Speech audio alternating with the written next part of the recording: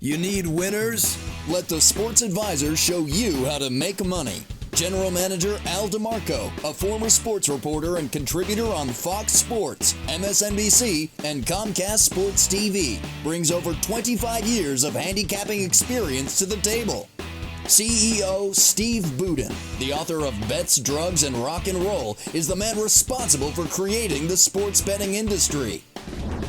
Together, they are the Sports Advisors, your number one source for winners. The NFL season quickly winding down as we approach week number 14. 4 big games we're going to break down. Hi, everyone. Al DeMarco here along with Steve Budin. We've been doing this Countdown to Kickoff show for 20-some years. And, of course, what are you laughing about? Hey, it listen. feels like 20 years just this season, but okay, go ahead. Make sure you subscribe to the channel right down there so you don't miss another episode because, yes, it does seem like an eternity. But all you've got to do is click on that little button to subscribe, and you'll be alerted when we've got our latest episode posted. And, of course, you'll also be alerted when I do the daily video reports, and they seem like an eternity, too, let me tell you. But listen, Steve, you know, everything we always talk about is cyclical when it comes to gambling. The underdogs have been ruling the roost all season long, but last week the favorites actually took advantage of some of the easier numbers we've seen posted here of late. But still, on the season, the dogs are 14 games over 500. But in reality, we're talking about like a 7% margin on the season, which is so inconsequential. Especially if you're not betting every dog on the board versus every favorite on the board, which no one does. Who could afford to do that, right? So at the end of the day, if you bet like you and me, you're looking for that one game. And if you're a favorite bettor, even in an underdog climate, you still need to just find that one favorite that you think is the best opportunity on the board. And there's been plenty of room week in and week out to do that. If you're an underdog bettor, then again, you just need to find that one dog on the board that fits your system. I don't really recommend that dog bettors venture over to the favorite side or favorite bettors venture down to the dog side. I think you have to recognize who you are as a gambler, do what you do, and fit that into the season. There's plenty of room when you use that mentality of surround and pound that we've talked about all year. Find that one game and bet it. Basic human nature dictates, and I think gamblers naturally gravitate toward the favorites. Now, as a former bookmaker, the guy who created the offshore sportsbook industry some 15, 18 years ago, did you, when it came to setting the lines, did you take advantage of that? Well, I think it happens naturally. So especially when we talk about the NFL and lines are coming out Sunday night for the following Sunday. So you could literally, if you're willing to move and remember when we started in this business, there wasn't a centralized line like there is now that everybody uses, almost like the stock market, regardless of their own personal action. You actually came out with a line and you moved it based on your customer base. So you could have a book somewhere in Miami where the Dolphins are 2 points higher than that book in New York on the same game because the customers in Miami tend to play the Dolphins, right? So the theory is that when gamblers come in heavy, on a certain favorite that they're in love with, that by the time next Sunday rolls around a week later after the lines are posted, that line is going to move based on that supply and demand chain. So I think it kind of happens naturally. In sports like basketball, it's quicker. So there you can really take advantage of lines because they're gonna come out at 2-3 o'clock in the afternoon for an 8 o'clock game, so there's much less time for books to sharpen it. Okay, guys, I can tell you right now, the teams that have done best this year in terms of making you money, if you rode them relentlessly, the Bengals and the Giants, both 9-3 against the spread. The Lions have reeled off 5 straight covers, and they're 8-4 on the season versus the odds makers. The Panthers, who would have guessed it, or have covered 3 straight and are on a 5-1 ATS roll. On the other end of the spectrum, 2 teams that you never would have thought, the Rams and the Bucks, both 3-8-1 versus number. And it just shows you teams that were great a year ago don't necessarily deliver at the cashier's window the following year. Again, everything is cyclical. So with that being said, let's talk about one of those teams that is on a red hot run, and that would be the Detroit Lions, who are at home this Sunday, minus the 2.5 points against the Minnesota Vikings. Both teams coming off wins. The Lions, of course, Steve, have won 4 of their last 5. You have loved the Lions this season. I'm going to throw this in your corner first. Are you backing Dan Campbell's squad again in revenge? Well, it's almost like a setup, because as much as I've loved the Lions, I really haven't been convinced about Minnesota, maybe beaten a little bit into submission after they keep winning close game, after close game. Look, they were life and death, Minnesota, to beat the Jets, who I really thought should have won that game. The Vikings' tendency to always be involved in these close games, I think, has to bite them in the ass one of these weeks. This could be the week. Detroit's coming off a monster offensive game. Goff threw for 340 yards. He had a couple of touchdowns, no interceptions. But look, Al, I think the main factor here is neither one of these teams play any defense. So it's going to come down to whose offense you trust more. Obviously, I shade the over a little bit more than the under. But in talking about the side, whose offense do you trust more? I like Detroit's offense more. I'm going to go with the Lions here to get the cover. And let's go back in time. If you go and revisit the Week 3 game at Minnesota, that was a game that the Lions blew a 10-point lead with about 8 minutes to play, because Dan Campbell, who perhaps is maybe the most uber-aggressive coach when it comes to his play calling in the NFL, he made a really boneheaded play when he went for a 54-yard field goal on a 4th and 4 situation with 1:14 to play, with his team up 24-21. His kicker missed it. That gave the Vikings the ball on their own 44-yard line. They scored the game-winning touchdown on 3 plays later with 45 seconds to play. It was just a ridiculous play where he could have played it conservatively and punted the ball and let his defense take the chance, pinning the Vikings deep in their own territory. But, in that game, 4 times he went for it on 4th down. It was just a strange, even as some of his players were questioning the call. But as they said after the game, hey, he's the coach, and you roll the dice, and sometimes the dice definitely comes up snake eyes, and that time it did for him. So I'm going to go with the Lions here, because I think the key here with Detroit is some of the offensive playmakers around Jared Goff, who had a big game against Jacksonville last week, 31 for 40, 340 yards and 2 touchdowns, where the Lions scored on their first 8 offensive possessions. They are healthy, particularly DeAndre Swift, who matched a season high with 18 touches. Minnesota has been living on the edge. I backed the Vikings last week when you were on the Jets, and I know you're no Minnesota fan. In fact, I think if we could go back last week and take a snippet, you wanted to have nothing to do with any more Vikings games for the rest of the season. And that's why we are. Yeah, I know.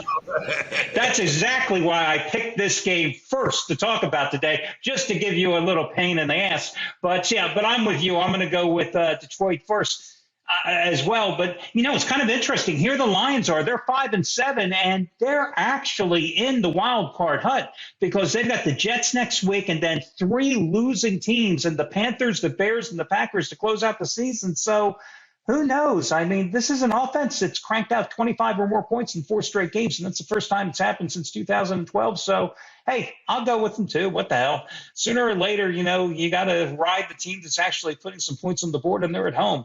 Next up is going to be Philadelphia minus the 7 at the New York Giants, and what a fold job here lately by the Giants.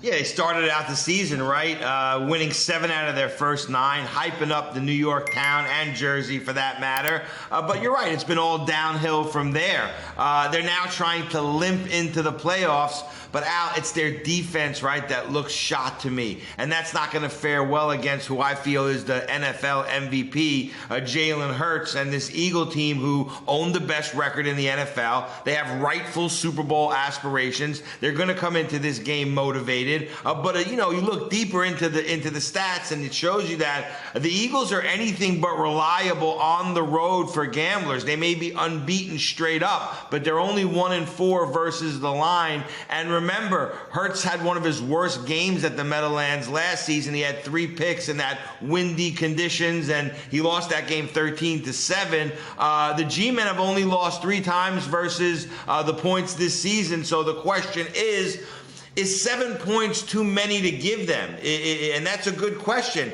I say no. I'll take the Eagles minus the points. They're the better team.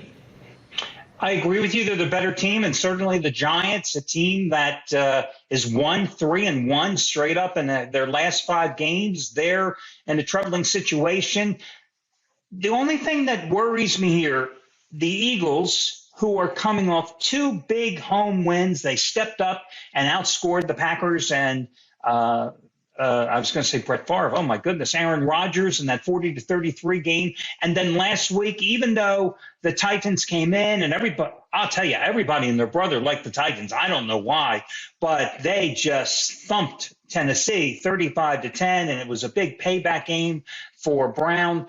But this could be maybe a letdown situation.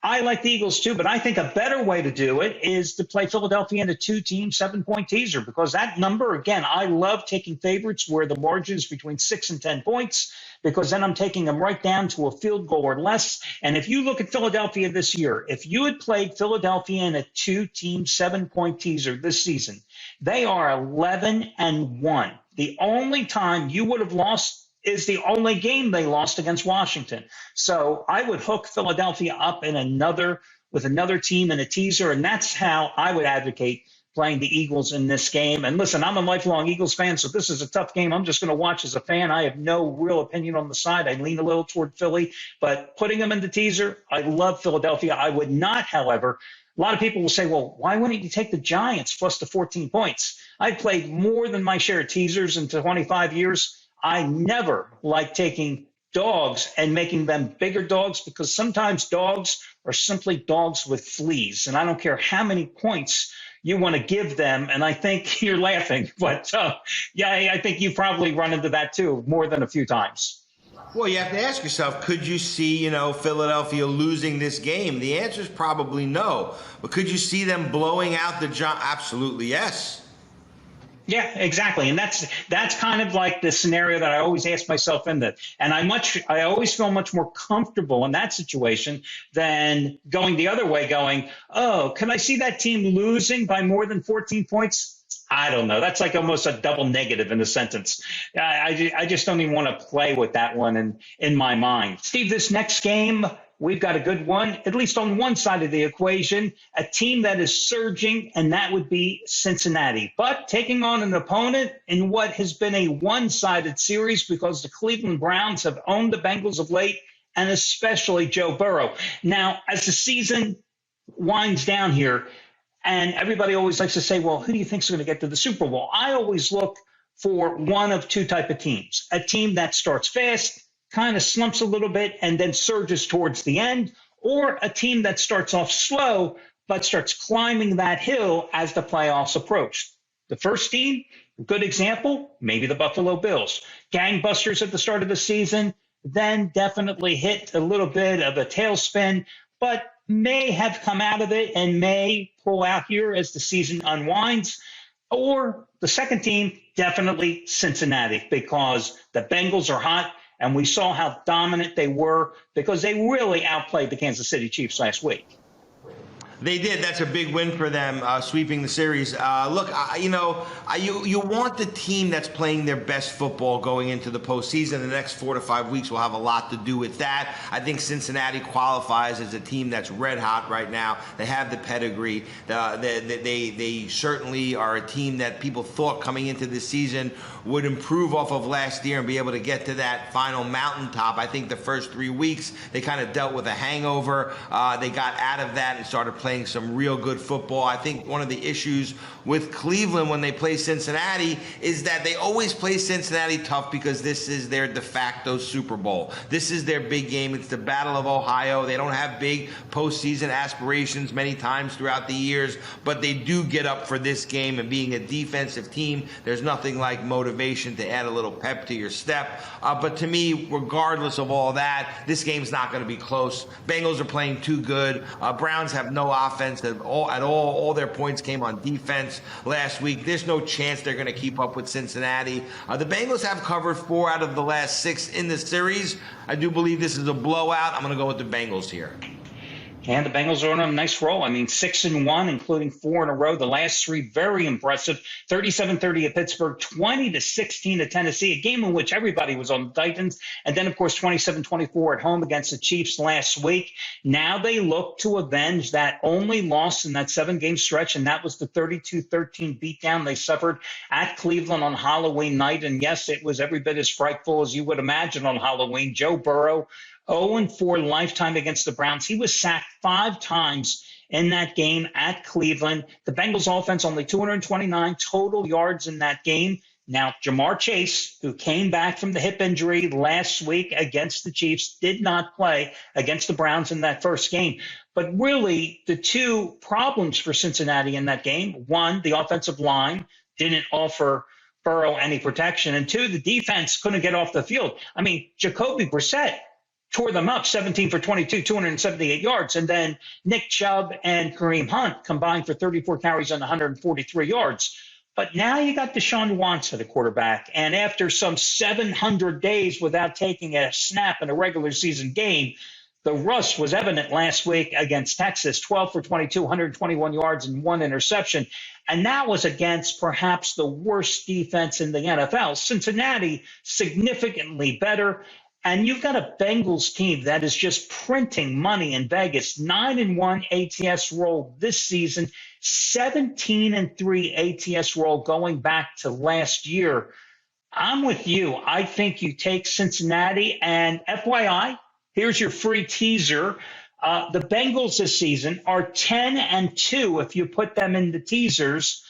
I think Cincinnati wins this game like you, and rather than play them straight up, ding, ding, ding, you can take Cincinnati in a 2-team, 7-point teaser. You can take the Bengals and make them a 1-point underdog. And hell, if you want to, tease them with Philadelphia. I think that's even a better way to go because I think they're going to win, but there's a little insurance for you. So that's the way I would play it. And that brings us to our final game. And it's going to be the Miami-LA Chargers game. Now, 2 weeks ago, I had my best bet on the Dolphins at home against the Houston Texans. They jumped out to the big lead. They were a 14-point favorite, and then I had to hold on for dear life when they won 30-15. But then last week here on the show, when they were going to San Francisco, I said that, this was a different team. And you, of course, are in Miami because the Dolphins at home give up an average of about 15.5 points a game. But on the road, they give up a little over 32 points a game. And during their 5-game winning streak, they beat a bunch of cream puffs. Last week, they go to San Francisco. Jimmy Garoppolo gets hurt at the end of the first quarter. Mr. Irrelevant, the guy that was the last pick in the draft a couple of years ago, Brock Purdy has to come in. He quarterbacks the final 3 quarters. And what happens? The team that gives up almost 33 points a game on the road gives up 33, and they lose 33-17. Now the Dolphins on the road again. They're a 3-point favorite against the Chargers. Let me get your opinion first because you have been pretty much on the money this year involving the Dolphins. Of course, you get to see them all the time, too. Well, they're here in my backyard, and I deal with a lot of teal. People, after they win, you could see it all over town. People in that ridiculous color, which I don't even understand why that's allowed for a football team. But anyway, let's just move on from the color thing. Look, I believe in Miami. I do in certain scenarios. And like you said, they're a Jekyll and Hyde team home to road, right? And the other thing I would say is they're also a much better team when Tua is healthy. I don't think he was healthy last week. He's certainly not healthy now. He's dealing with bad ankle problems. You mentioned it. This was a defense that allowed the San Francisco backup Purdy, who, like you said, was chosen last in the draft. Not a great player. He completed 25 of 37, 210 yards, pair of touchdowns, only 1 interception. Look, Tua's going to play like he did versus San Francisco, hurt. And that's not going to be good for Miami. Los Angeles hasn't been great either, Al. They've lost 3 of 4. They're scrambling for a wild card slot. But I'm still going to go against Miami on the road with a limping quarterback. I'm going to take the points here. And guys, we are recording this show on Wednesday morning. So obviously, as Steve said, you've got to be aware of what Tua's condition is as we get closer to Sunday's game. Now, on the plus side for Miami, the Chargers defense is not anywhere near San Francisco's, because where San Francisco had a great defense and tops in the NFL, this Chargers defense sucks. I mean, they are 30th in the league in points allowed, 25.8 points a game, 25th in yards allowed per game at 372. So this is a different animal that the Dolphins are going to be facing here. But what the Chargers do have is an offense that can definitely crank up the points with Justin Herbert. So you got a Miami defense last week that couldn't get off the field. Time of possession for the 49ers was 40 minutes and 34 seconds compared to 19:26 for Miami. The 49ers, even with essentially a third-string quarterback seeing his first extensive NFL regular season action, San Francisco ran 79 plays. The Dolphins only had 45. And Tua, not only not 100% healthy, but his starting right tackle was out, and now he's on injured reserve. His starting left tackle, Armstead, who has been in and out of the lineup all season long, didn't play. Who knows if he's going to be available this week? This is a really difficult game. And yet, Miami's a 3-point favorite. I don't know. I lean a little toward the Chargers in this particular spot, again, because they are going to put points on the board. I was even looking at the over here, perhaps at 52.